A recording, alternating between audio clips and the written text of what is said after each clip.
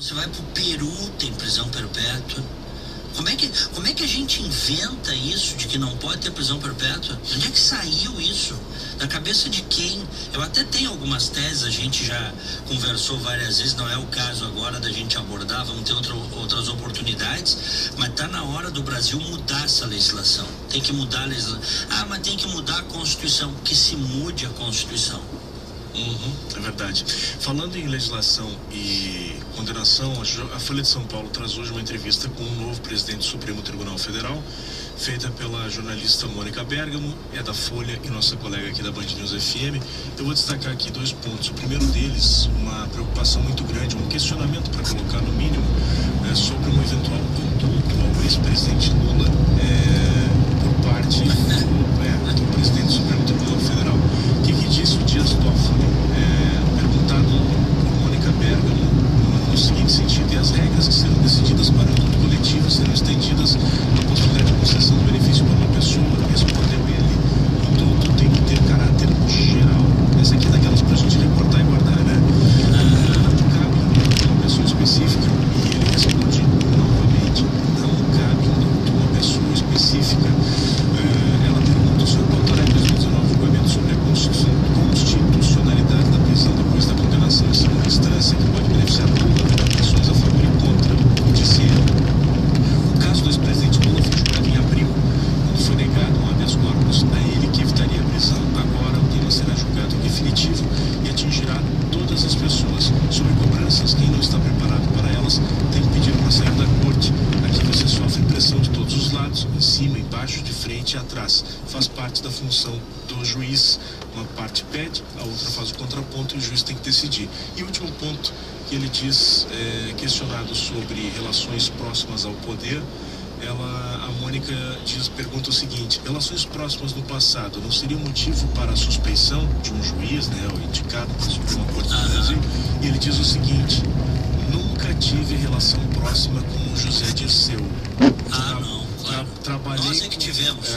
Trabalhei com o José Genuíno, ex-presidente do PT, e o condenei no mensalão. Obviamente ele falando em defesa própria aqui.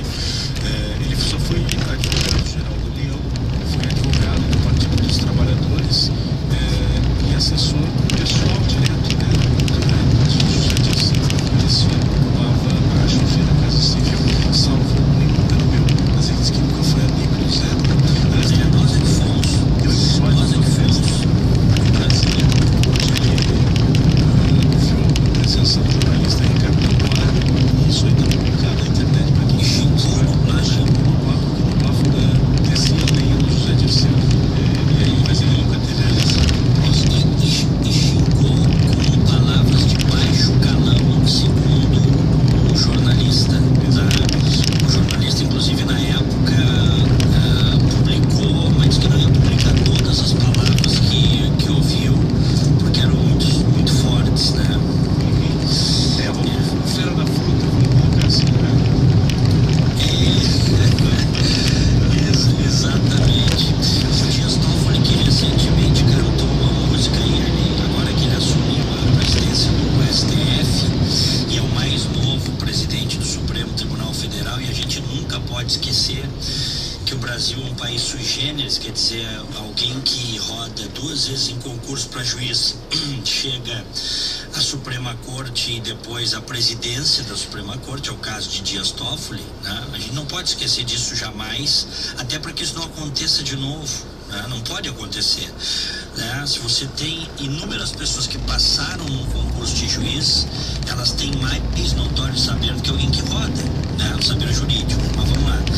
O Dias Toffoli, agora, quando foi impulsado, em setembro, a Freeway volta a ter um contrato de manutenção que não havia já desde julho de 2017, porque esse último ano que a conservadoria da rodovia foi um contrato só de uma manutenção bem simples, sem um preparo mais adequado na rodovia. Pois bem, a partir então de amanhã, o trabalho, as equipes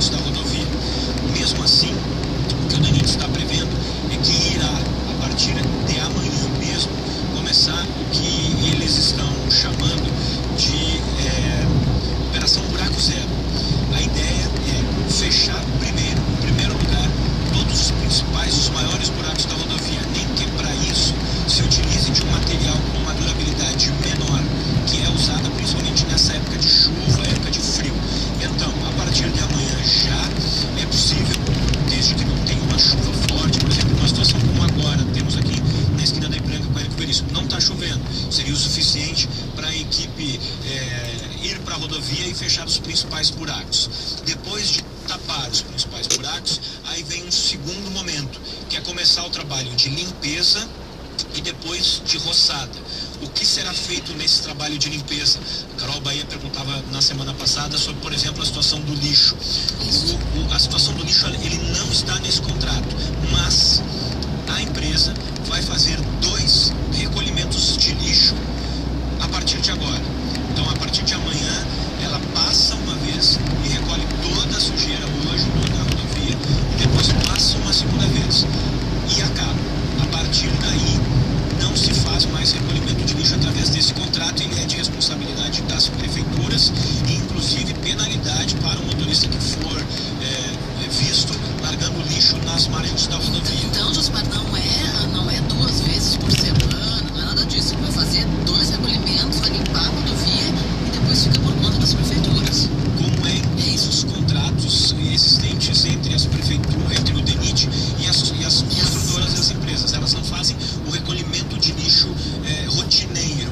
Mas, como a rodovia está com essa situação, né, a Concepa chegava a estimar mais de tonelada de lixo que recolhia por dia. Imagina o quanto não tem para se retirar aí nesses 98 quilômetros. Então, essa informação sobre este trecho da freeway. Detalhe importante, o contrato da Concepa ainda envolvia um outro trecho de rodovia, 23 quilômetros, a partir da ponte do Guaíba em direção à zona sul do estado. Pois bem, no Diário Oficial da União de hoje não está publicado o contrato para que a Compasul faça a recuperação desse trecho de 23 quilômetros a partir ali da ponte do Guaíba até a BR-116 em Guaíba. Esse trecho entre as ilhas Eldorado do Sul e Guaíba, até agora não houve a publicação do Diário Oficial. Portanto, este serviço dos demais 23 quilômetros do antigo trecho da Concepa vai ficar para os dias mais para frente. Uma boa notícia, então, retomado o contrato a partir de amanhã, um novo contrato em vigor para acabar com essa buraqueira na freeway.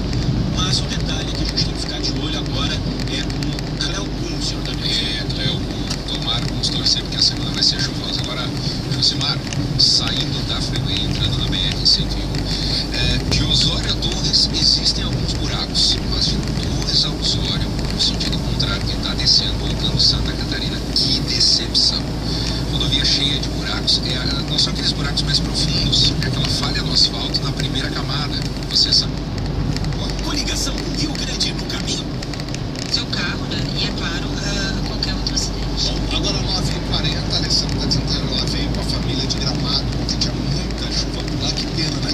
Mas em compensação agradecemos o sábado, porque o sábado foi um dia lindo, todo mundo aproveitou a orla aqui em Porto Alegre, quem pôde curtiu de bicicleta, quem não pôde ficou em casa, mas foi um dia, foi bonito, valeu muito a pena. 9h40, vamos falar um pouco sobre aproveitar essa cidade, e quem aproveitou e deixou sua marca na história de Porto Alegre, conversando com o Paulo Cruz e os personagens aqui da nossa cidade. Bom dia, Paulo. Bom dia, Gabriel. Bom dia, Fernanda. Bom dia, amigo. Você vai ver hoje o personagem de Porto Alegre não é Porto Alegrense, muito menos gaúcho. Não, mas eu também de Porto Alegre, né? Porto Alegre